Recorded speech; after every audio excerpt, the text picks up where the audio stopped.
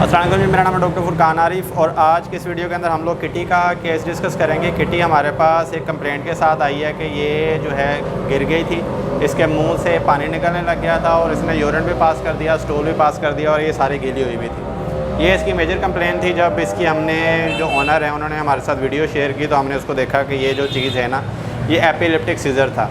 तो उसकी अगर आप हिस्ट्री की तरफ इस कैट की देखें तो ये पहले इसको एपिलेप्टिक सीजर स्टार्ट नहीं थे, बट जब एक किसी दूसरे घर में गई है वहाँ से वापस आई है और अब काफ़ी महीनों से इसको जो है ना ऑन एंड ऑफ सीजर्स पड़ते हैं। कभी तो 2 महीने बाद पड़ता है, कभी वीकली या कंटिन्यूस सीजर्स डेली जो हैं और दिन में 2 बार भी सीजर्स पड़ जाते हैं। तो ये केस जो बेसिकली है, ये केस इस तरह के जो केसेस होते हैं ये एपिलिप्सी के केस होते हैं जिसको हम आम ज़ुबान में मिर्गी बोलते हैं।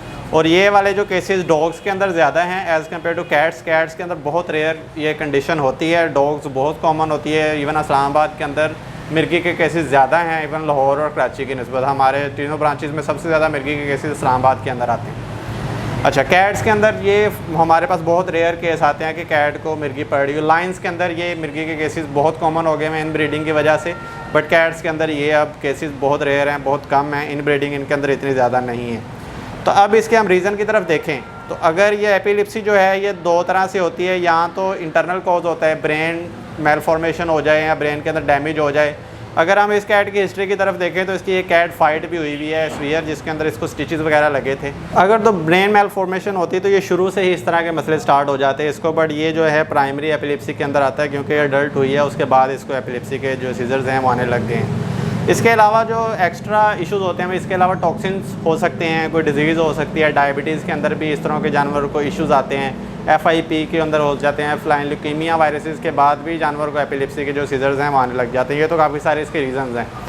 बट अब इसका ट्रीटमेंट क्या होता है? ट्रीटमेंट तो डिपेंड करता है कि इसकी जो अंडरलाइन कॉज है उसके ऊपर जो है डिपेंड करता है ट्रीटमेंट के। आप पहले वायरल कंडीशन है तो उसको ट्रीटमेंट करेंगे, but most of the time हमारा ट्रीटमेंट का कैट्स के अंदर जो मकसद होता है वो ये होता है कि एपिलिप्सी के जो झटके हैं या इसको जो एपिसोड्स हैं वो बहुत उनकी फ्रीक्वेंसी कम हो जाए। बहुत ऐसा कम होता है कि कैट को एपिलिप्सी के सीजर्स आना बंद हो जाए। ख़त्म नहीं होती है, लाइफ लॉन्ग कंडीशन होती है। जैसे ह्यूमंस के अंदर जब तक आप मेडिसिन खाते रहेंगे तब तक ठीक है, जैसे ही आप मेडिसिन छोड़ेंगे मसला और जो है बिगड़ जाएगा।